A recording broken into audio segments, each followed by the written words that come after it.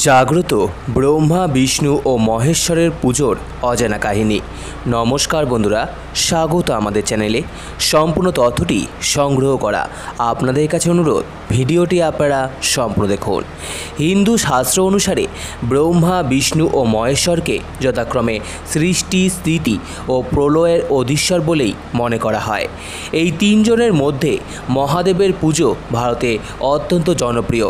নানান রূপে বিষ্ণুর পুজো যথেষ্ট প্রচলিত, কিন্তু ভারতে ব্রহ্মার পুজো প্রায় চল নেই বললেই চলে।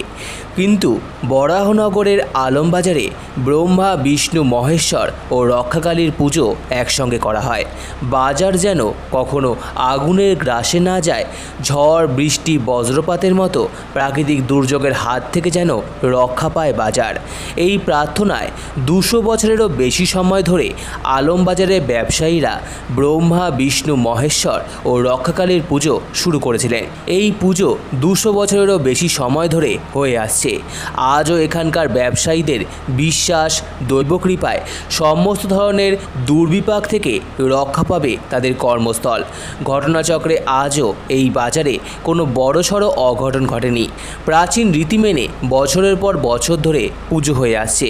পুজোর উপাচারের মধ্যে থাকে গাজার কলকে, কারণবাড়ি, একতাল গঙ্গাবাটি, বাঁশি ইত্যাদি। প্রত্যেক দেবতা এবং দেবীর পৃথক পুজো করা হয়। এই পুজো উপলক্ষে যাত্রা, সঙ্গীত অনুষ্ঠান, বাউল গান সহ অনেক অনুষ্ঠান হয়। তবে সবই এখন অতীত এবং এই পুজোর আয়োজনে আজও কোনো খামতি হয়নি। প্রসঙ্গত 11 দিন ব্যাপী পুজো শুরু হয় ডিসেম্বর মাসে।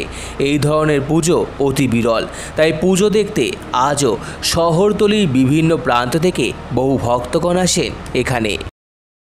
তো আমার এই ভিডিওটি ভালো লেগে থাকলে অবশ্যই লাইক করুন, আমাদের চ্যানেলকে সাবস্ক্রাইব করুন, শেয়ার করুন, কমেন্ট করুন এবং ধন্যবাদ।